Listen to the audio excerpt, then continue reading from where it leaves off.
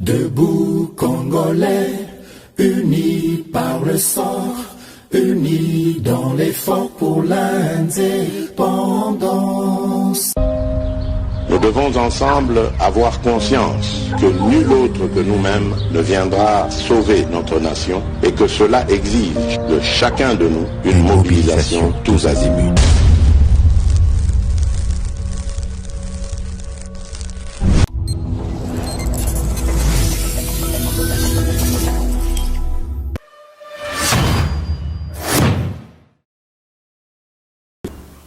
Oui, malamu na GCAM Télévision, fidèles abonnés, chers internautes, et c'est mon angaï Babino, ébélé à travers République démocratique du Congo, à travers le monde Nabolandi. Basango, Oyoto partage à Kanabino, il y a République démocratique du Congo, décryptage, paix, analyse, il y a information, Liboso Nabino. Comme d'habitude, moi Namboka, Samba, Olonga, Mokili, Kozalaka, pesa toujours balance.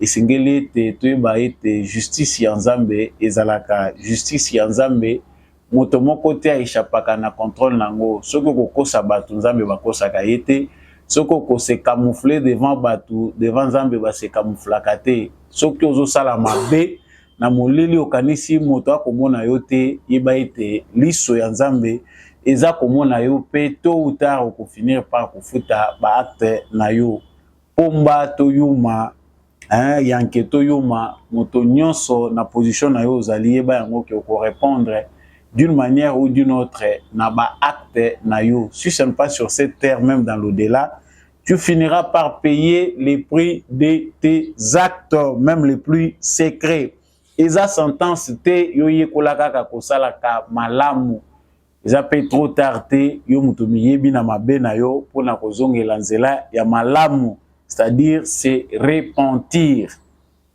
Nazongi na basango na biso lokola na momesano esengeli to baete campagne électorale et bandaki uta mokolo ya dimanche le 19 novembre ndenge tomonaki candidat à sa propre succession Félix Tshisekedi ko banda oya campagne pe ezali ko poursuivre chemin nango malamu na ba différents candidats ba candidat mususu na terrain bazali komona na te bayebani na noté média ezoko luka bango bayeba soki bazali ko sala campagne plan na bango ezalaki nini tango bakendaki ko déposer ba candidature na bango comme ba président de la République. D'autres candidats ont rallié, ils ont désisté par rapport à ba candidature na bango pour s'aligner derrière d'autres. Nous en parlerons dans cette émission, mais ce qui nous concerne pour aujourd'hui, nous allons parler de la tournée du candidat numéro 20 dans le Congo central. Il s'agit bel et bien du candidat Félix Antoine Tshisekedi Tshilombo.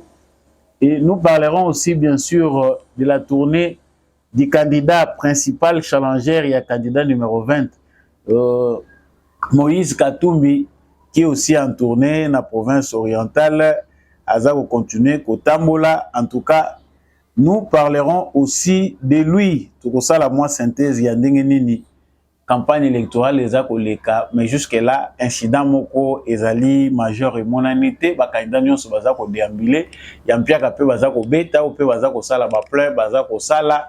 Nous allons résumer le tout na Katia émission Oyo. Et singeli pe toyeba que Corneille Nanga a apporté soutien na Moïse Katumbi, l'ancien président de la CENI, devenu aussi acteur politique, dit soutenir Moïse Katumbi et appelle les compatriotes de sa tribu, de sa région à soutenir les candidats Moïse Katumbi. Pendant ce temps, il affirme toujours que les élections n'auront pas lieu.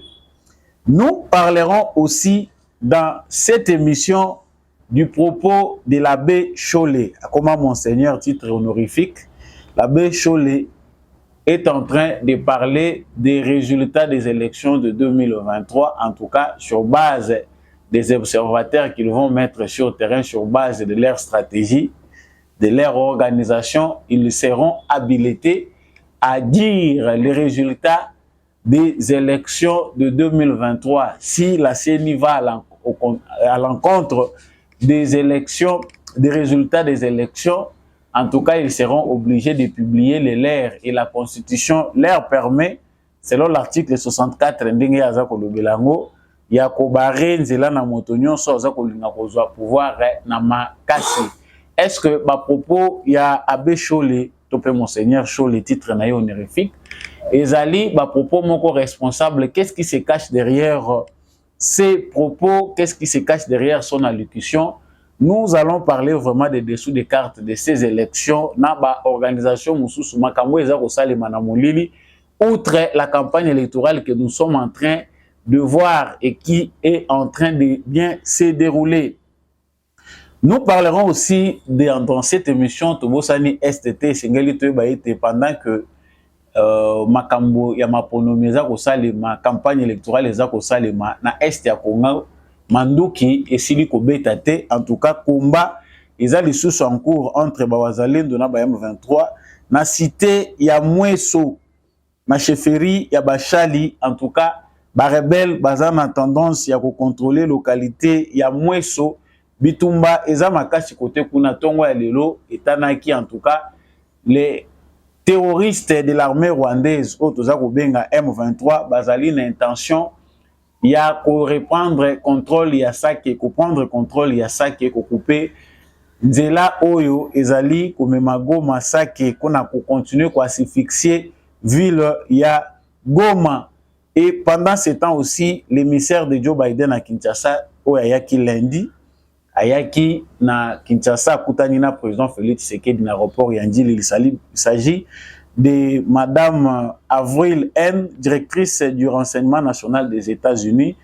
Donc, Ayaki pour échanger na président Félix Tshisekedi, mais Masolo, Mingio Basolo là qui est filtré, on espère de deux côtés que le président de la République Basolo là qui n'a pas na makambo Italie, selon Yemoro compte rendu na APC, ma Italie, sécurité à l'est du Congo, na moment où il y a maponomie singeli boyo kanyeza entre Congo na Rwanda koyoka na poete manduki elelate conformément ya masolo o esalemaki na Luanda pe na Nairobi. Malgré yango ndenge totu koloba wa bitumba eza ko continuer, nous allons revenir là-dessus. Et le président Félix Tshisekedi est attendu ce vendredi à Arusha na Tanzanie pour les mêmes problèmes na sommet extraordinaire et la communauté des États de l'Afrique de l'Est EAC. En sigle, cette réunion portera sur la question sécuritaire à l'est de la République démocratique du Congo, les tensions persistantes entre Kinshasa et Kigali. L'objectif sera de relancer les processus de paix suite à l'escalade des tensions et ce que les M23 sont en train de faire. Kotoyo, Bitumba, Kotoyo, élection, Félix Tshisekedi Azali obligé, selon invitation d'Enge Salami, selon demande de homologue nae, na l'isolo extraordinaire qu'on s'est déplacé le sous-Kokende na Tanzanie. Est-ce que Zali Motambote? Est-ce que Zali Malam est candidat président pendant période de la campagne électorale, bien que candidat en exercice, à se déplacer le sous pour na Kokende na réunion aussi longtemps que le président Ebele va assister na Makambwana. Bazali d'accord te na Félix Tshisekedi na démarche na ya koboya dialogue na ba terroriste ya M23. En tout cas, plusieurs questions sont à se poser. Éclaircissement, éclairage utile les alliés na 4 émissions d'Enge Bolandagarango comme d'habitude. Voilà tout pour les éléments que nous allons développer avec vous tout à l'heure. C'est uniquement dans l'émission Debout Congolais et pas puis vérité sans complaisance. Éclairaka ba lanterne na bino pote ba kososola maïza koleka l'actualité politique ya République démocratique du Congo. Ce que zambala na yo ya liboso ozali kolanda mwana mboka samba olonga na etando oya ba éclairer na sengi na yo o s'abonner pe o partager ba information na biso, surtout tika commentaire depuis wapi ozali kolanda biso ba sentiment ozali ko partager na bolandi émission oyo. Oza wazalendo na motema, FARDC na motema, depuis Wapi.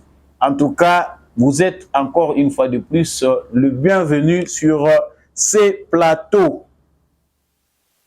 Nazongi na basango lokola na utaki kolobango awa esengeli to ba ete campagne électorale ebandaki na climat oyo nyonso biso toyebi. En tout cas, il y a un bon début de la part ya ba candidat ndenge tozali komona. En tout cas, observation ya campagne électorale ezali qui en termes de démocratie, de liberté, kokoso ezali te incident majeur ezali te, sauf basango oyo tozali koyoka que na ville ya Kinshasa na district ya Tchangu ezali na quelques militants, quelques membres ya candidat oyo azali en exercice président Félix Tshisekedi bazalaki lynché na ba individu moko bazali connu te.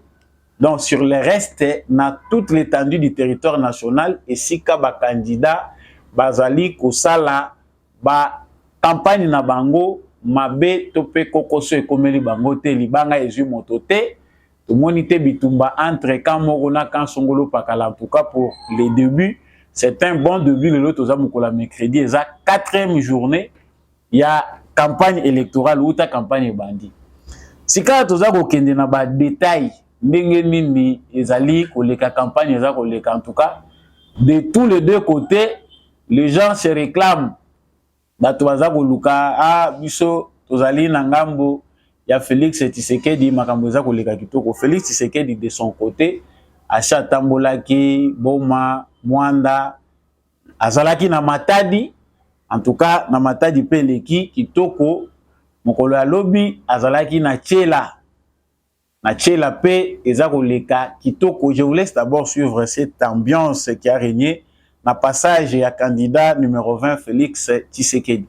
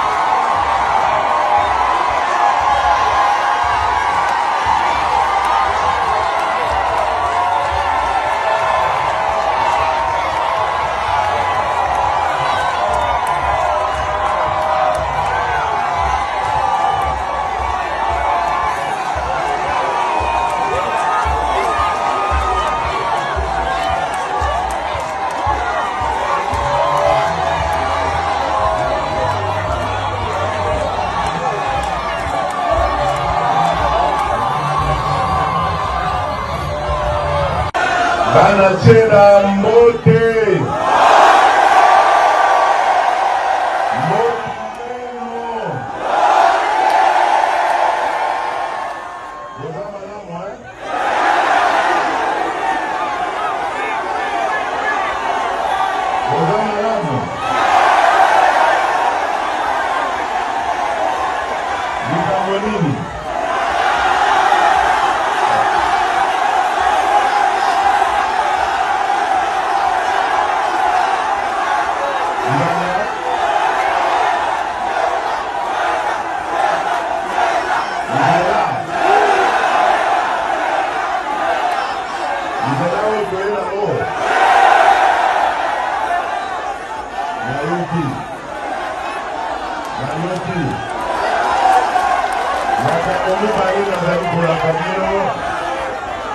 ezali nzela na courant ekoya likolo oyo na singili ezali koya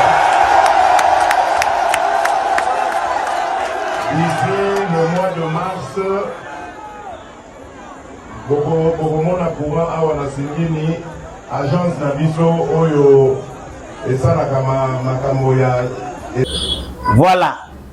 Ndenge binomoko boza kolanda ngo, en tout cas le président en exercice est candidat à sa propre succession azali vraiment au sala marche na kitoko pronostic par rapport à la province wana na ba candidat au bazali komona na on sent que Félix Tshisekedi selon ba dire il y a bateau baza na Congo central, c'est le président qui a beaucoup marqué vraiment dès son accession au pouvoir.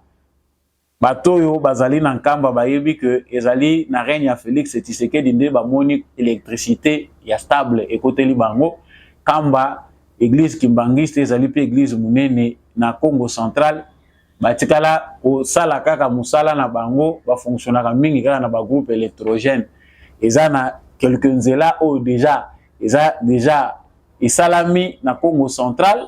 Ezali na ba projet belé na Congo central ou ezali pe l'autre porte ya République démocratique du Congo. Eza na kati ya kosalima Félix Tshisekedi promet de faire plus mieux ndenga sa sali ba projet nyonso ezali en cours à kosilisa yango. Donc s'il faut parler de la tournée ya campagne ya Félix Tshisekedi dans le Congo central, on sait que en tout cas tournée na eza koleka malamu. Et si Kanyonso, Azaroleka, enthousiasme naé comme d'habitude, vraiment proximité naé, Tokolobate que Félix Tshisekedi est proche de la population parce que les a moment à campagne depuis qu'il a été élu président de la République. Félix Tshisekedi azalaka toujours président à proximité, azalaka toujours près à peuple naé et on le voit même dans sa campagne. Là, le souci toujours d'aller vers la population koyeba makamunini. Bazanango, Badejirata na bango ezalini. La campagne ne veut pas dire que tout s'arrête là. Il faut ayoka toujours au ezali pour ça ba Congolais asidisi koyoka bangote. Malgré ça déjà na katia kosala, mais il est obligé de les écouter parce que mingi ya kosala ezali en 5 ans, Félix Tshisekedi n'a pas tout fait. Il n'a que débuté de bonnes choses. En tout cas, s'il faut voir les choses sur ce plan-là, tout le monde a que Félix Tshisekedi a fait un bon début. Et 5 ans, ils suffisant pour que les problèmes où ils ont au Congo, Mboka y a des problèmes, Félix Tshisekedi a si sango et même au bas Congo, devons savoir que les Congo n'est seulement pas les bas Congo, les Congo, ce n'est pas seulement les grands Kinshasa, la capitale Kinshasa, mais les Congo, ils restent pays. C'est-à-dire, s'il faut réaliser, il faut total que Félix Tshisekedi, c'est le président qui nous a amené plus d'équilibre. Parce que la gouvernance, ce qui veut le dire que baza kota la bisote beaucoup aussi parce que ataya moké, ataya forme mignon, c'est ali ko sala que bato nyonso na 26 provinces na bango baza la toucher au moins na 2 ou 3 réalisations signées Félix Tshisekedi. En tout cas, c'est le président qui sait bien jouer l'équilibre dans ses réalisations. Donc, sous le règne de Joseph Kabila, tu vois que Makambo yo, ezalaki bazako sala ngo en termes de propagande. Exode rural tozako loba, ezaka pasi na mboka te bato musuba yaki mbangu na Kinshasa bakandiki Kinshasa komi poto, likolo ya ba photo, likolo ya ba générique ya Jean-Marie Kasamba pour montrer aux gens que Kinshasa est comme le rôle à Paris. Il y a des immeubles qui sont en construction, la route est comme le rôle là, autoroute. Donc, tout ce qu'on avait vendu comme rêve aux gens a aussi dit qu'en quelque sorte, créer l'exode rural. En réalité, il y a autre. Mais en 5 ans, bandeko ya Congo central, ndenge Félix Tshisekedi aleki kuna, bayebi koyeba, bango moko, bino moko boyebi kotala. En tout cas, dans 5 ans, Oyo, Félix Tshisekedi est involontaire ou pas, et ça, sans contestation, il est le président qui sait voir avec proximité, qui pose des actions qui vont dans le sens de l'intérêt général, l'intérêt communautaire, et non pas satisfaire yoka individu. Toujours parlant de la campagne électorale, Félix Tshisekedi a poursuivre la campagne électorale na Congo central, a toujours wana. Pendant ce temps, avant tout le candidat Moussoussou P, allié à Félix Tshisekedi, Moïse Katumbi, en tout cas, la pluie a dérangé beaucoup de choses et pas Moïse Katumbi. On ne sait pas si c'est la pluie ou si les refus de la population. Campagne ezalaka PTT à tout tcheba moyen nous sommes au Congo. Vous pouvez corrompre, payer les drapeaux, mais incident ezanga kate Moïse Katumbi de son côté aussi a battre campagne avec le souci de devenir président de la République. Bango Langamu na bango, en tout cas, Balobi Félix Tshisekedi, il pleurniche beaucoup au président Azako Lela, il n'agit pas. Il est déjà homme d'affaires, il a déjà réussi sa vie, il a gagné sa vie. Il peut encore mieux faire pour le Congo. Tant que gouverneur à Salaki Malam. Bandeko ba Congolais, ba discours eza malamu, mais tous à la amnésique te. Moïse Katumbi dit aux gens à Bouta que Bino a reçu la bango ya malamu, comme un peu tous les candidats, parce que les discours, tout le monde se prépare. Les discours,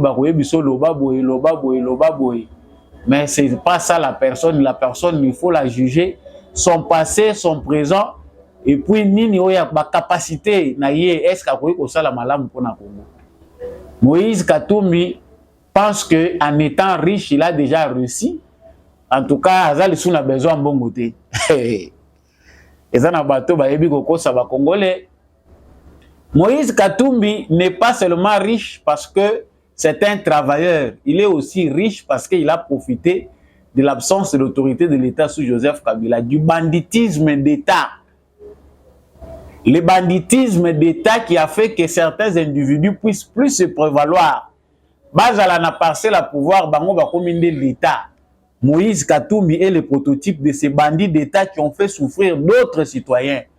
Soki Mouyambo akangi monoroté, tous les bapété pour nini Mouyambo azoyo kanate. Pourquoi il n'a pas accompagné son frère Katumbi? On voit qu'il y a des gens très prudents, malins. Oyo ba sepeli na bango ba garder silence na bango, ba continuer à vivre na Congo sans que bazala na ba souci. Ole ba ya ko juger nga mundele ka landi mundele muninga na ye mundele Katumbi. Mouyambo est porté disparu. On ne sait pas, il est candidat ou il ne l'est pas. En tout cas, je n'ai pas réussi à bien vérifier. Vous qui êtes là-bas, vous allez me dire, bon, moi, banderole, c'est bon. Mouyambo est là ou il n'est pas là. Il est derrière qui? Katumbi ou comment? Pourquoi il n'est pas dans l'équipe de campagne de Katumbi? Pourquoi Azako Tambola na frère na ye ya posomo côté? Ça encore, c'est des questions à se poser. Mouyambo dit des choses clairement sur Katumbi. Katumbi a fait souffrir beaucoup de personnes avec son argent. Ce qu'il appelle son argent. Il a réussi dans la vie. Non. La réussite n'est pas seulement les poissons dont on nous raconte, la fable des poissons. J'ai un papa nangai azalaki na mbisi nde salibiso, tozala o tozala loger, gagner mon argent. Moïse Katumbi n'avait pas les moyens qu'il avait avant qu'il akote na politique ndinga yeko bimalelo. Même son grand frère Katebe Katoto Oyo bazana ye tata moko ayebaki Moïse Katumbi na mbongo ebelete, c'était le plus pauvre de la famille. Selon les récits de Moïse Katumbi, il a reçu l'argent en vendant des poissons. Mbongo ezalaki muke $100 et comme 1000 jusqu'à comme millionnaire. En tout cas, pas facile à retracer, mais ce que nous savons voir ezali que Moïse Katumbi s'est approprié les gens. Ayibi abotoli batu babiloko na bango, abomisi ba commerce ya batu. Moïse Katumbi a dirigé les grands Katanga, Katanga ezaki mobimba.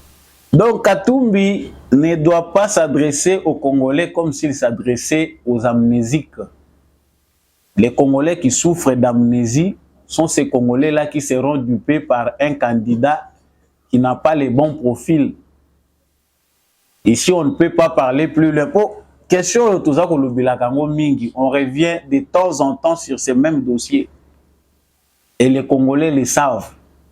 C'est bien bon avoir des problèmes entre nous-mêmes, membres de la même famille, qu'avoir des problèmes avec un étranger au milieu de nous. C'est vrai. Tu peux battre ce que l'acheter ou bien tu peux tolérance, n'a pas exagéré. Bon, à chacun les mots qui conviennent. Mais Moïse Katumbi se présente comme un homme d'affaires qui a réussi sa vie, qui peut faire mieux s'il est président de la République. D'ailleurs, ils n'ont même pas besoin de salaire. Les Congolais doivent savoir analyser les passés de chaque candidat.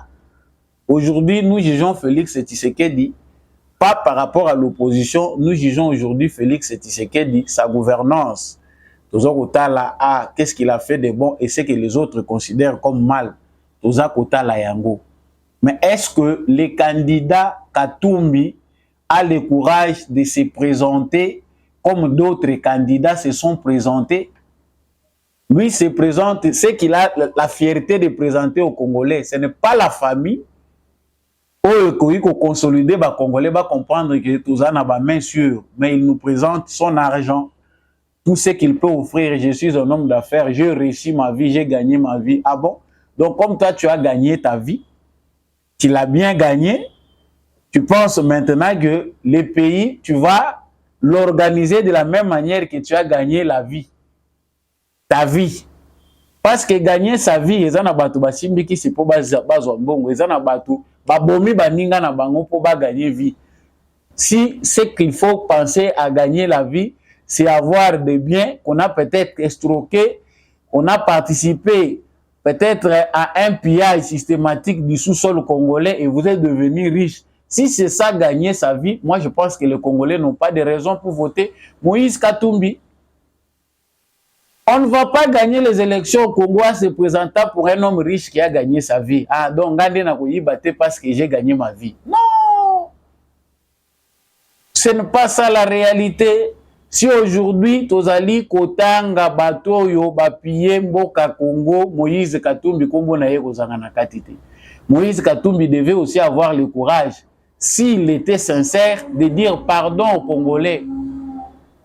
Pour les avoir extorqués, pour s'être enrichis au dos du peuple congolais pendant tous les règnes de Joseph Kabila. Ils sont parmi ces gens-là qui nous ont vandalisés. Son économie à Congo lelo, eza madiaba, madoussou, eza na maboko ya ba étranger. Eza gouvernance na bango na Joseph Kabila. D'ailleurs, c'est facile à comprendre pour les candidats congolais oyo bayebi ko situer ko ça l'équilibre. Si Katumbi se réfère à Joseph Kabila, si Katumbi a de bonnes relations avec Joseph Kabila, si le gisement n'est pas facile, la conclusion est simple. Conclusion est simple, nous ne serons jamais entre les bonnes mains.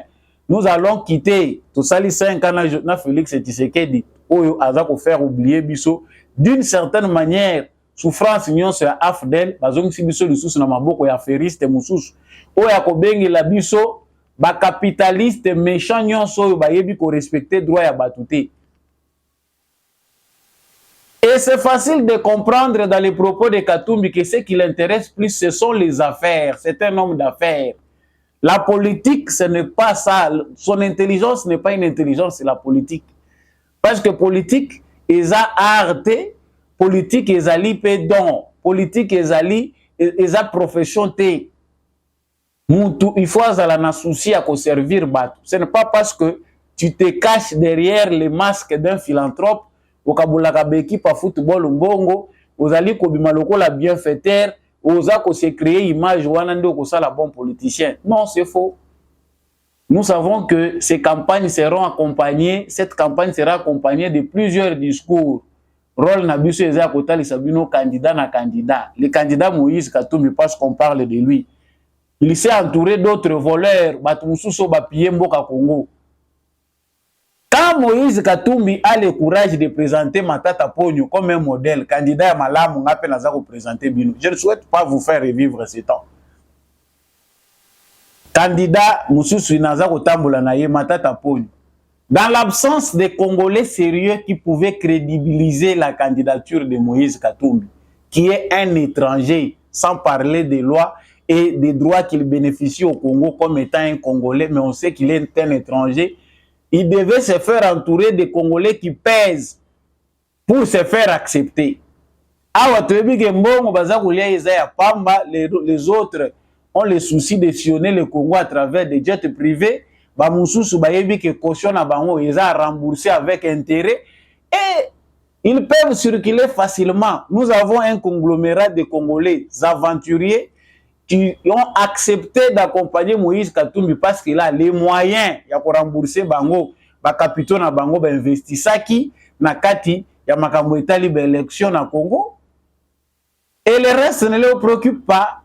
Et Moïse Katumbi, lui, pendant ce temps, ce n'est pas parce qu'il a la conviction que Yé Katumbi a gagné l'élection. Makamoyo, na yebite ceux qui na yebagi anglais, n'engana bakselabino na anglais likolo, tozolo banalingala. Si je maîtrisais bien le swahili, j'allais vous le dire encore en swahili. Moïse Katumbi seul a la conviction qu'il ne sera jamais président de la RDC. Mais nous sommes dans une bataille difficile où nous, les vrais Congolais, les Congolais qui ont l'amour de leur pays, nous devons nous affirmer. Complot exactement que ce que cherche Moïse Katumbi, ce n'est pas de briguer le mandat pour devenir président de la République. Loin de là, il le sait lui-même. Que n'a étendu Mobimba au territoire congolais, les Congolais normaux n'ont pas besoin d'expliquer sur l'identité de Katumbi et les casseroles qu'il traîne. Les Congolais sérieux n'ont pas besoin de ça. Seuls les gens qu'on peut manipuler facilement. Oh, il faut tout le bango na kanda et pesa yo kanda. Yo kanza koza mutu ya solo. Mais njo kabazo considérer le la nyama parce qu'on est facilement manipulable. Parce que des gens comme ça dans des pays arabes, on les lapide. Ils ne vont pas se passer chez eux. Mes propos, ils de nature étaient à inciter pour qu'il y ait la violence dans la période électorale. Mais c'est une façon de dire pour tolérance ou abus exagéré. Il a le courage. Moïse Katumbi est entouré de qui? Il est entouré de Matata Ponyo. Il est entouré de Frank Diongo. Apport zéro. Batu baza ko entouré pe Moïse Katumbi baza ko sala pe business na bango. Business pe baza ko sala eza juté. Au 100 000 na seni, bazongi celui au soki 200 000 na ba dépense au salaki, ba fouteli yo caution ya ba député na yo, eza lokola ba sombi parti politique na yo. Moïse Katumbi fait la politique comme s'il faisait le commerce. Déjà à Sombaki, il a tenté de constituer les partis ensemble avec des partis achetés. Il y a des gens qui ont refusé son idée. Si Moïse Katumbi devait comprendre, à quoi s'entourer na ba Frank Diongo, te pose ta wa chaki bangoge. Parti na bino bo se dissoudre beaucoup ensemble et belé batekaki. Si Moïse Katumbi est intelligent, il va comprendre que bato ba yende ko dépouiller nga bazoya ko zwa kande mbongo. Ils n'ont pas voulu se dissoudre d'ensemble, ensemble et créer to moni mutu ya malonga na kati tena Moïse Katumbi. Oya ko ko peser ala représentant na ba province o tozanango awa ya République démocratique du Congo à monanité. Donc, entre ceux qui ont laissé le Congo, nous n'avons pas intérêt à défendre le Congo, c'est nos intérêts d'abord, qui ont accepté de suivre Katumbi pour leurs intérêts. L'autre, c'est un commerçant, il vend ses vestes, même logique. Azalaki na Fayou, la monique côté à vieux Fayou, le bon ils le sous-souté, tout royo, côté mon soleil, pas Katumbi, Alandi Katumbi. L'argent, c'est un début de campagne difficile. Tout ne se gagnera pas seulement par des mensonges au bout des lèvres. C'est facile d'attaquer Tshisekedi parce que c'est lui qui gouverne. C'est un incapable. C'est Ngaï Katumbi qui a remplacé. Non. Même si j'avais 10 ans. Mais il y a la possibilité que Nasa la paix, moi, syllogisme, mouké. Attendant nous taillons la classe même moi à 10 ans, ça a facilité à comprendre. Moïse Katumbi doit flatter les Congolais, doit impressionner les Congolais. Non, avion nangai, il fallait qu'il y ait avion ezali 9 au total et 7 nanu baboye ndima 6 avions nanu bandimi en tenir soit nous linga ko kende nango wapi. Patangu yo zalaki gouverneur, balobi likambo aéroport rao. Balobi ote Tshisekedi Félix veut se rabaisser au niveau de Katumbi. Tu étais gouverneur. Na grand Katanga oyo zalaki kokamba. Aéroport ata moko eza présentable eza wapi. Capitale mondiale ya cobalt. Otikala kotonga aéroport. Siko ozoyela batu 9 avions po ya kokitisa ngo na avion na aéroport nini. Oyo bazotonga ya seka batiela ndeyo. Batandelo ba avion. Supposons que tous les candidats candidats au nyonso 26 candidats. Ndenge ba se présentaki na seni. Oh, bah, désister, totali, bah, tekali soki 23. ou bien 24 sikoyo bango nyonso baluka pe ba avion lokola yo c'est que yo ozwa en otage espace aérien congolais parce que sécurité eza ko dépendre wana il faut basala checking ya ba avion yango ba finaliser ba document nyonso balande la paix parce que sika nyonso kotambola il faut musala eza sécurité mobimba il faut landela wana. Nous vivons dans un pays où il y a la menace terroriste. Yo a déjà mis à M23 va permettre 9 aéronefs et circuler le territoire congolais sous prétexte que Moïse Katumbi est en train de battre campagne. Mais écoutez, vous avez 9 ou bien objectif monsieur Zanassi. On comprend sérieusement qu'ici les enjeux sont plus que enjeux candidat bazako kita pour la campagne. Derrière Moïse Katumbi peut passer aussi l'insécurité. Nous avons un avion, un bagage, un jet privé. Nous connaissons qui est qui. Salomon Kalonda n'est pas en prison. Pamba. La campagne, ils savent pourquoi le dossier de Salomon Kalonda est difficile. Et pourquoi les services de sécurité ne doivent pas baisser les bras dans le moment où il y a campagne électorale. Parce que les candidats Katumbi, sa seule piste n'est pas seulement campagne à battre Boye. L'insécurité est là. Baza na lien na makambo M23 azana kusala. Biso toza ko continuer ko lobango. Mais retenez que ces propos-là sont mensongers. Dire que Naza déjà homme d'affaires réussi, Naza bien entouré, ngainde mutuna ko pesa bino ba solution, ce mensonge là n'est pas surpris ba congolais ba si ba kodi. Corneille Nangaa qui soutient Moïse Katumbi, mais écoutez, Corneille Nangaa okimika ka yo moko ke exil, kaka na début à carrière politique, na kokima mbango okomikomi si exilé politique. Mais qu'est-ce qui t'a empêché d'être au pays et battre campagne pour Moïse Katumbi? Entre-temps, il ne croit pas aux élections. Élections a été exilé à vie. Et ça se voit qu'il y a des gens qui ont choisi de gagner leur vie de manière maladroite. Parce que les gens ont oyo chance yango eko se présenter, mais à mon yango chance te parce que les autres ont un principe. Je ne peux pas massacrer des gens, je ne peux pas mettre en péril, en danger la vie de plusieurs concitoyens pour gagner vie. Il y a des gens qui ont gagné leur vie mais qui ont le sang dans leurs mains. Gagner la vie, c'est quoi?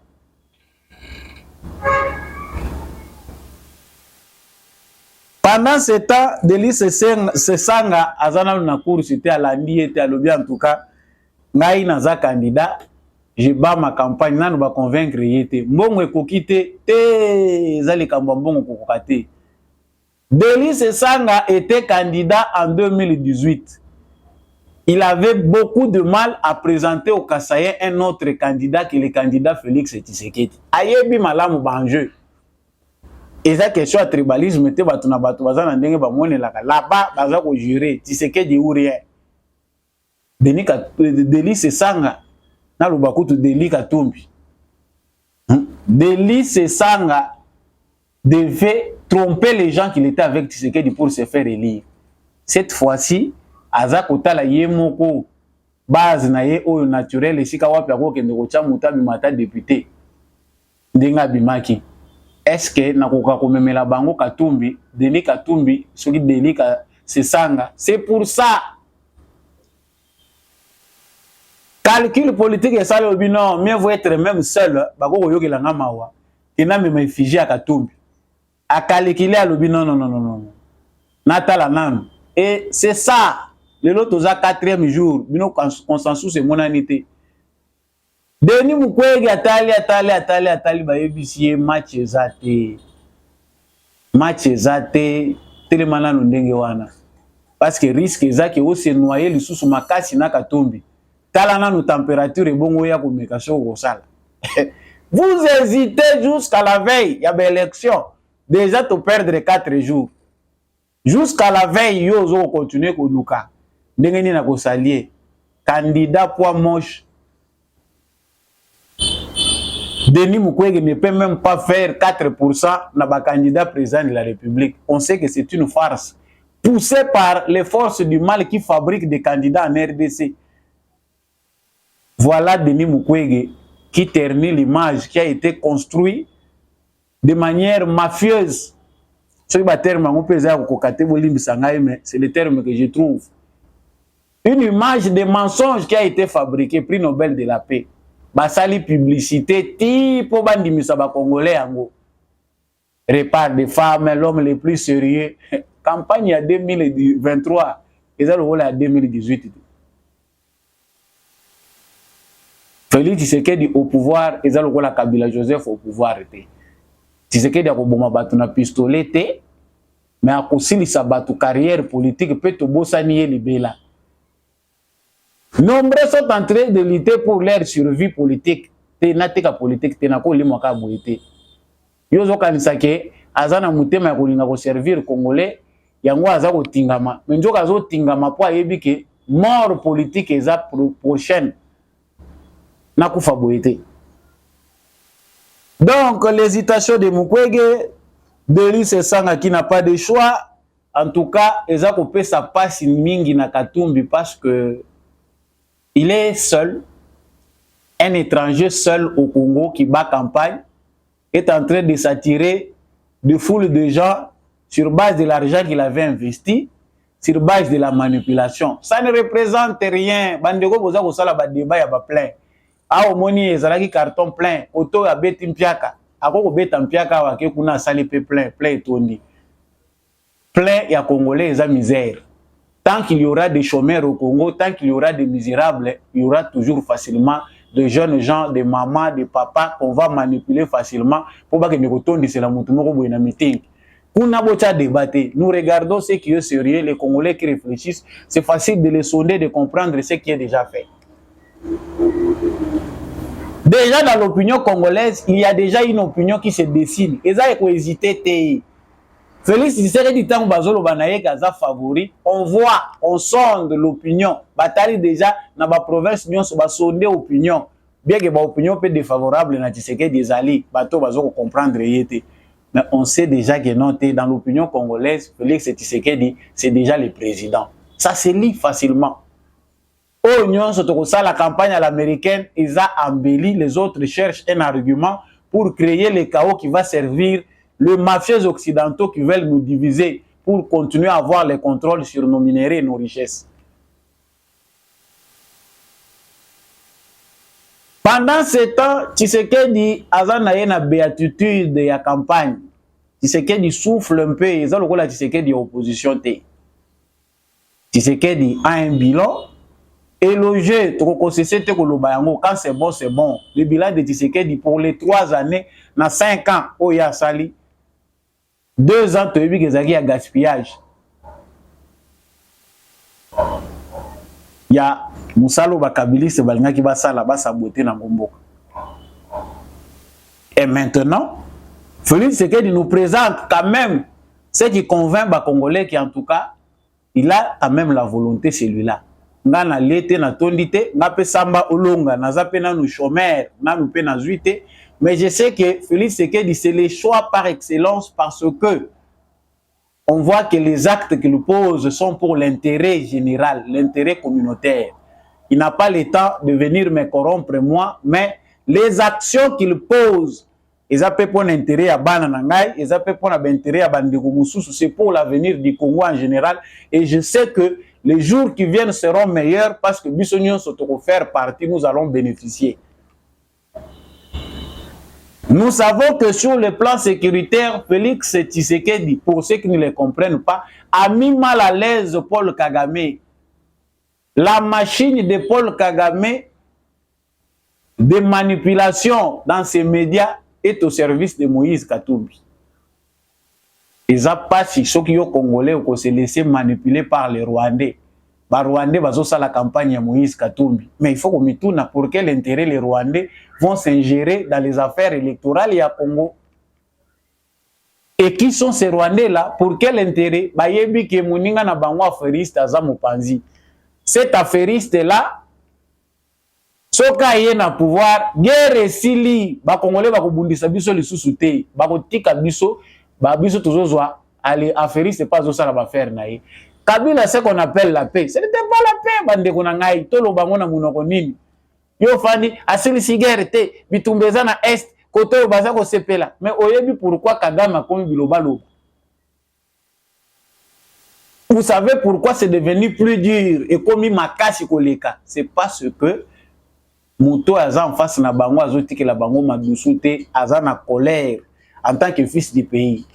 Ils ont besoin d'un candidat faible. Ndenge balobaye ke baza ko luka candidat ya faible ou ya ko permettre bango que pas continuer chemin na bango sans être empêché et leur candidat là bien fabriqué qui peut faire facilement allégeance à Kigali et qui est dans les réseaux de Kagame s'appelle Moïse Katumbi. Tshisekedi en béatitude électorale est entouré par des Congolais, des pères et des mères, dont on connaît des repères. Tshisekedi aleki na yazo okende. Pendant qu'il est au bas Congo, Moïse Katumbi, il perd le temps. Parce que toza kotala pe timing ya campagne. Tshisekedi a des représentants valables, baza ya kokota penda na kati ya ba province na bango, ils sont connus. Même s'ils vont dans d'autres endroits, on les accueille facilement. Tshisekedi na Congo central, Vital Kamerhe na Bandundu, na Kenge, Moindo Zangi, aza kuna na Nord Kivu, aza pe kosala pe ba plein na marge na ye. Jean-Pierre Bemba, déjà na Équateur. Pendant ce temps-là, Moïse Katumbi aza kotourner na nukaka na kwe moko. Oza na 30 jours ya campagne. 30. Tangaka mikolo bien. Le temps pe, o lukasiko bato nini, parce que ezalaka bien boye, oyebi ke naza nanu na Est, mais na Nord, naza pe na bato ba représentant valable bako pe koningisa kuna. Ici c'est visible que match ezate. C'est donc espère Katumbi, c'est ce que je vais vous dire tout à l'heure. Je vous laisse d'abord suivre avant na lobayango bolanda ba propos ya Ben Chole. Monseigneur par titre honorifique et puis tozongi. Recommandation au peuple congolais.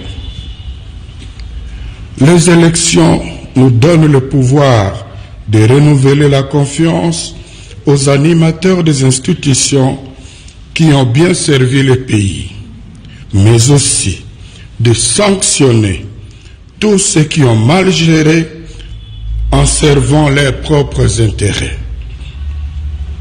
Face aux nouveaux candidats, privilégions les critères objectifs de compétence et de probité morale. Prenons donc conscience de notre responsabilité en tant que souverain primaire en disant non aux opportunistes qui changent de camp à la recherche des intérêts personnels. Non à ceux qui prennent comme suppléants les membres de leur famille. Non à ceux qui postulent à tous les niveaux. Non aux tribalistes et aux népotistes.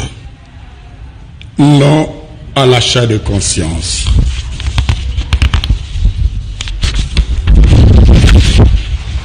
Sachant que l'acte que nous allons poser le jour des scrutins est décisif pour l'avenir de notre pays. Compte tenu des expériences malheureuses des cycles passés, ne quittons pas les bureaux de vote tant qu'on n'aura pas affiché les résultats. Avec l'affichage des résultats au niveau du bureau de vote, nous aurons déjà une idée claire des gagnants. La CENI n'aura d'autre choix que de les confirmer. Au cas contraire, ce serait une haute trahison et n'attendons pas une autre instance pour nous remettre dans nos droits. Nous avons le pouvoir constitutionnel, confère article 64, nous permettant d'imposer pacifiquement la vérité des urnes. À ce niveau. Voilà. Le complot est là, il est visible. Je n'ai pas eu le temps de revenir sur ce dossier hier pour le Belabino Yango. Mais oyo boyoki abe Chole aza koloba eza ya kolukate. Boye bayango bandeko na ngai ke toza na CENI mususu basi ba créer ba catholique ba yebi yango. Ils ont leur serveur à part bazali na laboratoire na bango comme en 2018. Nous avons connu des difficultés jusqu'aujourd'hui. Ya Martin ayebi kozongisa ba Congolais ote ya tenga misa na nzela. Complot o esalemaki na 2018 pour na koteka mboka ba balkaniser mboka au nom des intérêts ya ba individus na ba entreprise. Yango yo ezongi lisusu na casquette mususu. J'ai fait une émission pour vous dire que l'autre Fayulu est en gestation.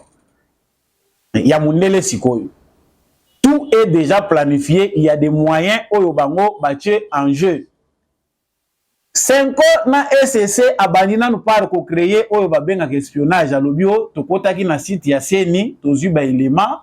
Nous avons parlé de ça dans notre émission, ba élément tozu et permettre biso to mona ke Seni ezana 1 million d'effectifs. Plus d'1 million d'effectifs et puis cartographie wana eza yango te ezana ba bureau de vote où eza multiplié. Tout le monde ba Francis Kalombo kobima ko présenter biso que tala ba bureau fictif bureau o eza répété 2 fois na cartographie o yebanité o Seni atikali ko pesa bango te. Tout ça sur base ya manigance ya catholique na bato ya SCC. 5 toloba na SCC. Seni abengisi ba candidat nyonso. Ba candidat bazalaki te ba remetaki na ba candidat nyonso. Félix Tshisekedi présent. Ba pesaki bango cartographie ya ba centre na ba bureau de vote. Cartographie électorale nyonso ba remettre yango na maboko à chaque candidat akende kotanga ngo ye moko.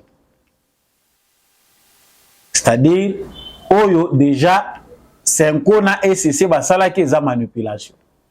Mais tala eloko baza représenter biso. Nous n'avons qu'un seul organe habilité à organiser les élections et publier les élections. Deuxième organe où yebani ezali Cour constitutionnelle yende mutu ayaka ko entériner décision ya élection ya ba candidat à tous les niveaux. Mais catholique na voix ya becho les baza ko yebisa biso balobi que batie ba moyen basi ba préparer baza na observateur résultat ekozala na chaque centre de vote. Nous aurons les résultats publiés dans chaque centre de vote. Ceux qui bokeyi ko sala et ko voter bolongwa na centre de vote te bozala wana, nous aurons les résultats bureau par bureau. Ces résultats-là va permettre à la 5 et l'SCC d'avoir les résultats mission observation à Bango. Et ces résultats-là doivent être conformes à celui de la CENI. Ceux qui va publier en go, ça va. Ceux qui va publier en go, ah, biso toko publier ou ya biso et puis toko sale là loi ya mboka constitution article 64 et puis biso ndingis. Vous savez ce que dit la constitution l'article 64. De prime abord tant toza kolanda ba propos ya Abbé Chole toyebi yango que eza nango normal na cadre ya vigilance citoyenne eza musala société civile. Nous avons toujours eu des processus électoraux avec des catholiques. Mais derrière ce que nous ne voyons pas, ezali que élection eza business, il y a acteurs politiques et belé na acteurs mususu ya société civile na ba religieux. To connaître problème au mitu ya ba Congolais belé mususu etikala ti lelo qui a gagné les élections, c'est Fayulu ou c'est Tshisekedi. Nanga lelo aza ko beta monoko na gauche na droite, il ne sait pas dire qu'est-ce qui s'est passé à cause de la manipulation.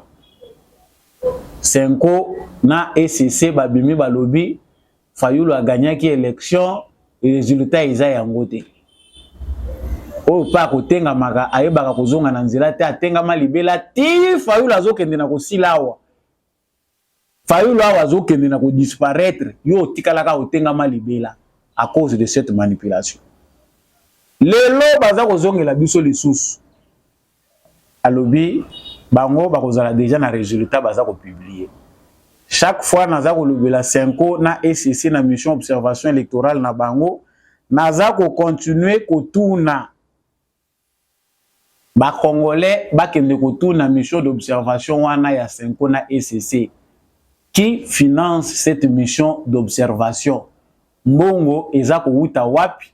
Moyens techniques bazanango eza ya banani, ba engager banani? Qui sont ces experts? Bokoyoka vérité otoyebia eza qui a un laboratoire encore en Europe où ils ont déjà constitué. Déjà ndenge tozoloba boye, bango baza déjà na cartographie na bango baza na oya bango mazita basi basali. Ndenge nini bako manipuler? Ils sont dans le média, ils sont déjà en train de fabriquer une cartographie de leur manière. Ils sont prêts pour nous dire que candidat na bango tel a gagné l'élection. Félix Tshisekedi n'a pas gagné des élections comme d'habitude, il a triché. Ça se prépare dans les coulisses. Et pire encore, mbongo na bango loko le kokite parce que awa kadima bundi bitumba ba conseiller kadima pe ba bundi bitumba ya corruption. ANR o ANR ya CNT. Mais ANR ministère intérieur eza kosunga bino, seni eza wana po ezali sous contrôle sécurité faut ezala il faut ANR asala musala na yo note tulingi ba ANR bazala wati. Ndoka CNC mbongo ezali da kotambola. Nous avons parlé d'une émission à la Makambo. Plus de 40 agents à Seni, baza ko pesa bango mbongo na Katumbi source d'approvisionnement mbongo yela ke za Katumbi pour que ba travailler na faveur na ye na ba élection. Botala niveau ya machine ya corruption. Donc tant que ko lobawa, ne soyons pas distraits chers Congolais, likambo ya mabele c'est terrible. Ba piège ba mitambo eza sûr à tous les niveaux. Pour kaka que biso ba Congolais to perdre le contrôle ya o ezambo kana biso batumusu ba ila biso na ba solution préfabriquée. Non, ça ne va pas, nous exigeons celi, nous condamnons toza ko senga boui. Congolais ya solo aza déjà mature parce que c'est du connu. De 2006 en 2023 au Tozali, les Congolais sérieux, adultes en 2006, adultes aujourd'hui, ou jeunes en 2006, adultes aujourd'hui, ils savent avoir des repères à travers l'histoire pour comprendre ndenge nini élection na biso ezalaka moment rendez-vous munene ya manipulation. Donc la CENI, faut biso ba Congolais toyeba que CENI ya Congo eza en danger, que monsieur Kadima Denis Kadima nous sauve. Élection, ils ont affaire à bas Congolais, on ne sait pas pourquoi. Et des entreprises, il y a communication d'entreprises, oyo ezali na makambo etali informatique ya Rwanda et koti makambo élection à Congo. C'est grave. On trouve même les Rwandais derrière makambo ya élection à Congo. Non seulement pour les questions de sécurité, mais même des entreprises, derrière les entreprises, où c'est solliciter main d'œuvre.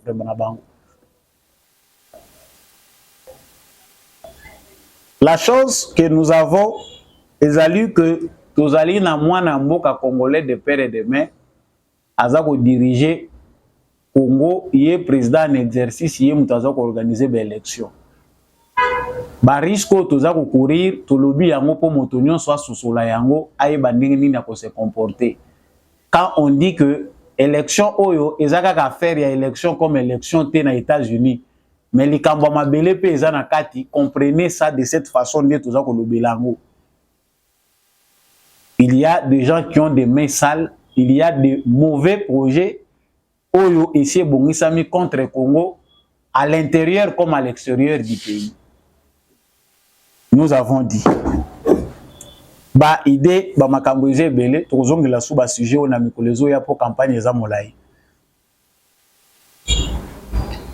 De l'autre côté combat eza ko continuer, émissaire ya Biden aye na Kinshasa mokolo lundi azalaki pe na Kigali akutani na président Félix Tshisekedi.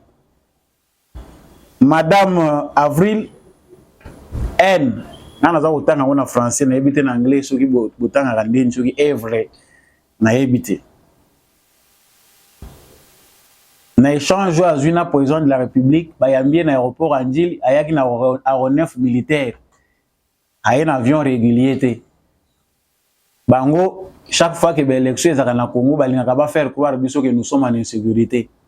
Wanande ba yeba kozala na koyeba valeur ya ba citoyen na bango. Pour créer la psychose na ba congolais bino moko boza à l'intérieur, bozala na kimiate, ils inventent d'abord bango moko climat moko ya incertitude à travers leurs médias, à travers leur chancellerie, on a créé psychose na mitu na bino. Le Congo n'est pas un pays sûr. Non to bonga ma po boko kimelanzela oyo. Mais banda kala bovanda kana mboka ngo ezala sûreté boki makatende ngeni. La question oyo etindi chef directrice ya renseignement national ya États-Unis selon ndenge ye moko apesi rapport na ye ezalaki pona décrispation en situation ndenge eza koleka ese ya Congo le long ya ba frontière mobilisation ya ba armée Rwanda mobiliser ba troupes Congo mobiliser ba troupes c'est ça pona kopesa bango message que il faut ba se référer na bakor to pe ba recommandation ya Nairobi na Luanda ici quand ba trouver qui terrain d'entente ba se référer na yango. Ça c'est ce qui est dit officiellement. Maintenant tozo tala makambo eza ko leka lelo bitumba eza ko continuer biso toza na élection. Mais M23 aza ko avancer pour aya ko zwa Goma. Moment où toza ko loba mweso bitumba makasi ba wazalendo na ba M23. M23 armée rwandaise a renforcé position na makasi na ba M23. Logiquement, si on avait des opposants sérieux, des opposants namboko baza sérieux, et si nous-mêmes on était sérieux, même ba élection toza ko loba, on devait tous se concentrer sur les questions sécuritaires. Tala ba état mature en Israël, baza ko condamner Netanyahu. Benjamin, premier ministre d'Israël. Mais lorsque il s'agit de l'attaque, va se réunir, bayokani. Mais ah, ko se réunir nanani, nakatumbi. To ko sangana na matata poli. Dala ba difficulté biso tozana ngo poto ko ma état moko solide. To état moko responsable. Chers Congolais, vous comprenez des gens que vous devez éliminer de la course. Votre sanction, il faut ezala otali muto lobi oh jamais akoyi kozala na scène politique congolaise. Malheureusement bosot.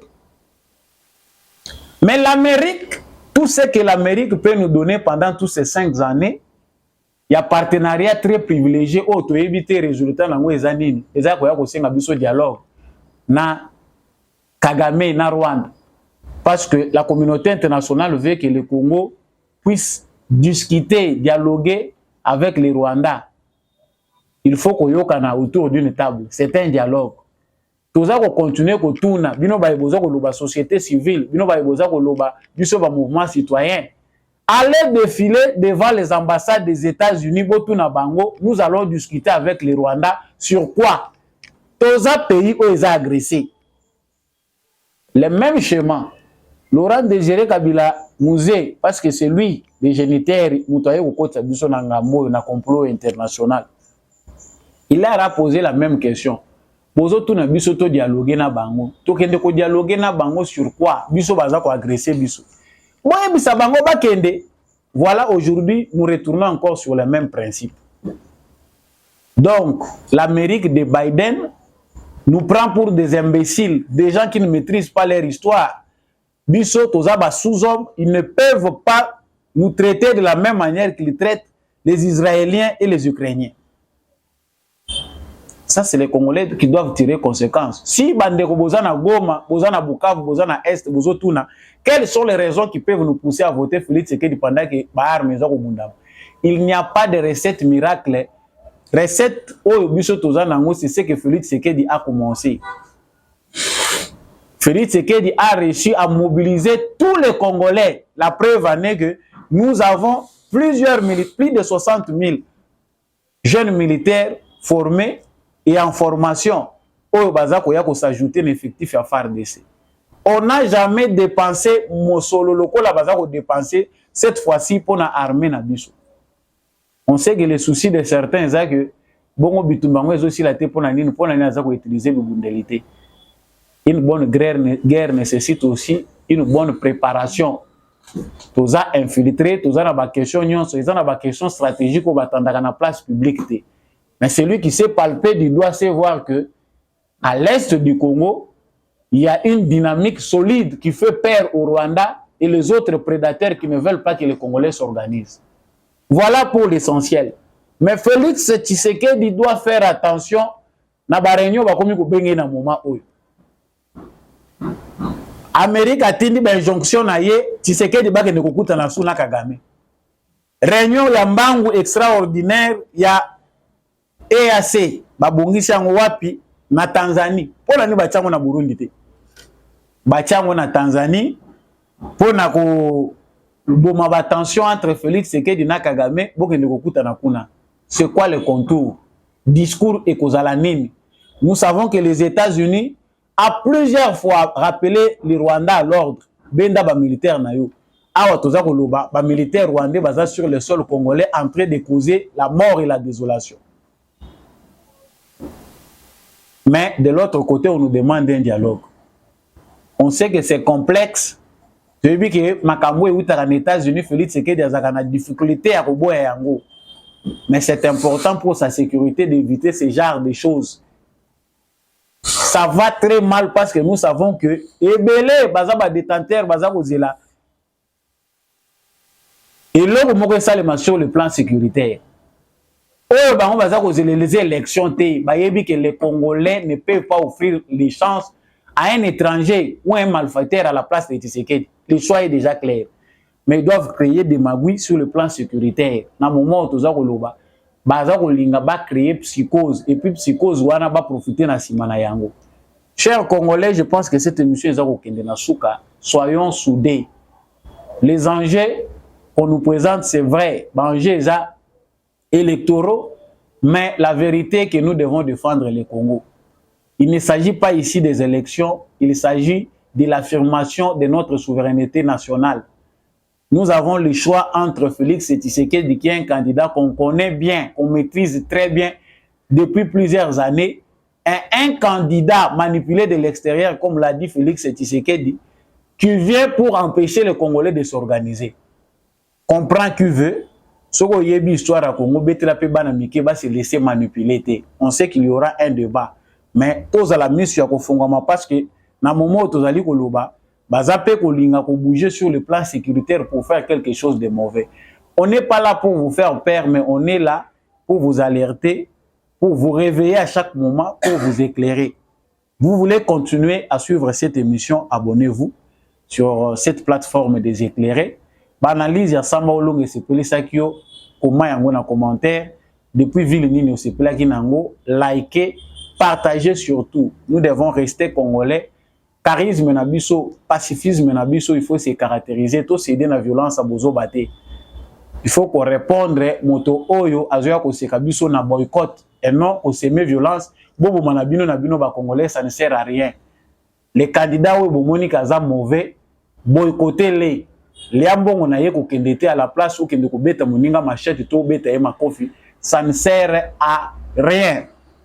Toujours à la recherche des informations pour tout la bino ba information ya sika tango temps et kopé sa melana ba émission ezali koya natondi bino botondi mingi ndenge bo zali kolanda émission oyo. Merci na équipe technique oyo elanda kingai yande kombi à chaque oyo azaki na réalisation pour être émission oyo komela bino matondo mingi na candidat numéro 285 Yachango, candidat à la députation nationale, apôtre Gérard Kabeya, c'est parmi les hommes intègres, c'est un homme de Dieu. Aza moto oyo penda ngai sambolonga na recommandé bino bana changu bokipe malamu le candidat numéro 285, vraiment aza candidat très sûr et sérieux pour nabino bana ya changu ngamoko pe mwana mabele na recommandé bino vraiment candidature wana eza très important choix ezaka moko pour na changu Gérard Kabeya Tchovo 285. Merci à tous les autres fidèles auditeurs et téléspectateurs de GCAM Télévision, notamment l'homme de la vérité des urnes Jean-Louis Timbalanga, que je salue depuis la France. Aussi également Papa Boniface Mpunga, les candidats, il y a circonscription électorale, il y a Ilebo, Papa Freddy Ngwama, na Peshope Matondo, Mingi, merci à Maman Bilonda, Papa Kennedy Mukendi et tous ceux qui suivent l'émission Debout Congolais, notamment mon vieux Maurice Kikangala depuis l'Irlande. Bandeko nyonso pe bolingi que Samba Olonga a faire défiler ba numéro ya ba candidature na bino si vous êtes sérieux. En tout cas, direction ya GCAM Télévision, ils ont ouvert numéro ils en bas ya émission na bino bo continuer ko sala ngo campagne za makashi mais boye ba ngo ke tokotika la kaka ba congolais, on restera congolais. Tous à la unis et ensemble nous irons de l'avant. On se retrouve prochainement avec un autre numéro.